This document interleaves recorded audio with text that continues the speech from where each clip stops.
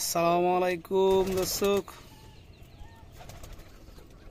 অতি সকাল সকাল চলে এলাম আমার পায়রাগুলোকে খাবার দেওয়ার জন্য। এখন আমি আমার পায়রাকে নতুন গম খাওয়াই, আর সকল কবুতর এখনো নামেনি খাবার খাইতে। এই যে এখানে আছে কিছু, আর এখানে তারে আছে কিছু। এটা হলো রংধনু পার্ক। যদি কারো পায়রা লাগে পালার জন্য বা পোষার জন্য, রেসার বা গিরিবাজ, তো আমার কাছ থেকে নিতে পারবেন। দেখেন ইতিমধ্যে এই যে খাবারের বাটির মধ্যে ঢুকে খাবার খাচ্ছে।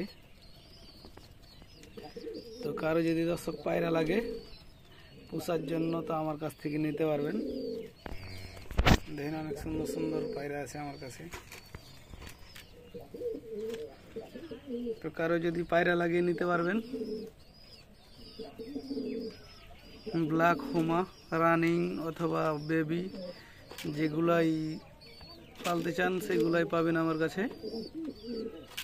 রানিংও আছে অনেকগুলো, বেবিও আছে অনেকগুলো। তো যাদের যেগুলা লাগবে আমার কাছ থেকে নিতে পারবেন।